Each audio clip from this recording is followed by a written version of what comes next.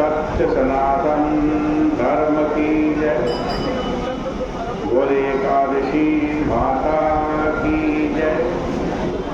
पतित पावनी कलिमल हारिणी मंगलकारिणी मोक्षकारिणी माँ गंगा मैया का ये पवित्रतम तीर्थ हर की पैड़ी ब्रह्मकुंड है। आषाढ़ का महीना शुक्ल पक्ष आज एकादशी की पावन तिथि है। युधिष्ठिर भगवान श्री कृष्ण से प्रश्न कर रहे हैं, आषाढ़स्य सिदे पक्षे किं नाम एकादशी भवेत्। को देव को विधिस्तस्या एतदाख्याहि केशव। हे केशव, आषाढ़ महीने में शुक्ल पक्ष की एकादशी का क्या नाम है, इसके कौन से देवता हैं, इस एकादशी को व्रत करने की विधि क्या है, कृपा करके बतलाइए।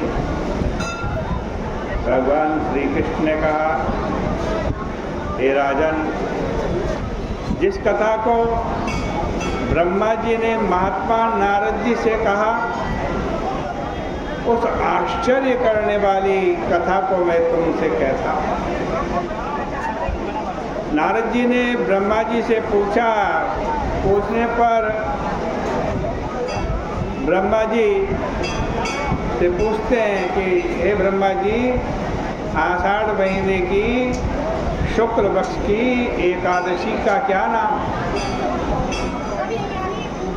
प्रसन्न होकर विष्णु भगवान की आराधना के लिए मुझसे कहिए।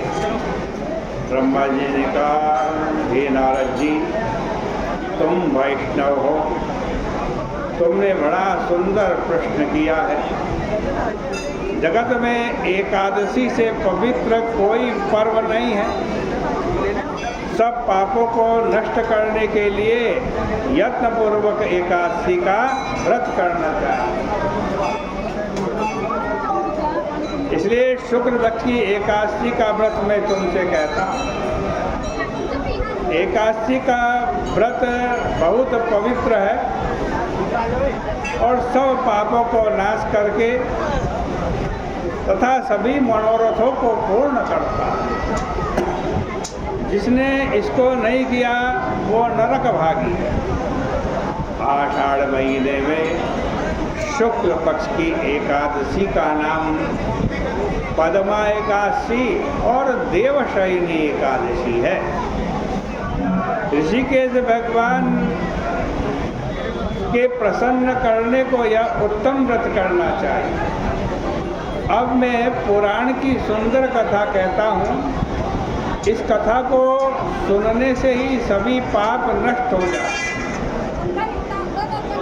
सूर्य वंश में सत्यवादी प्रतापी मानधाता नाम का चक्रवर्ती राजा था। वह राजा धर्म से अपने पुत्रों की तरह प्रजा का पालन करता। उसके राज्य में अकाल, रोग और मानसिक चिंता नहीं थी। उसकी प्रजा आतंक रहित और धन धान्य से पूर्ण थी। राजा के खजाने में अन्याय से पैदा किया हुआ धन नहीं था। उसे राज्य करते हुए बहुत वर्ष बीत गए, लेकिन एक दिन कभी उसके पापों का उदय हो गया। 3 वर्ष तक उसके राज्य में वर्षा नहीं हुई। इससे उसकी प्रजा भूख प्यास से पीड़ित होकर व्याकुल हो गई। अन्न के अभाव से पीड़ित होने के कारण उसके देश में स्वाहा, स्वधा, वसटकार और वेद पाठ भी बंद हो गए। प्रजा इकट्ठी होकर राजा के पास आई और बोली, हे राजन, प्रजा के हित करने वाले वचनों को सुनिए। बुद्धिमानों ने पुराणों में जल को नार कहा है। जल का नाम क्या? नार। और उस जल में भगवान का अयन है। अयन माने स्थान है, निवास है। इसलिए भगवान को क्या बोलते हैं? नारायण। नारौ अयनम यस्य, जल में निवास है जिसका, वो कौन है?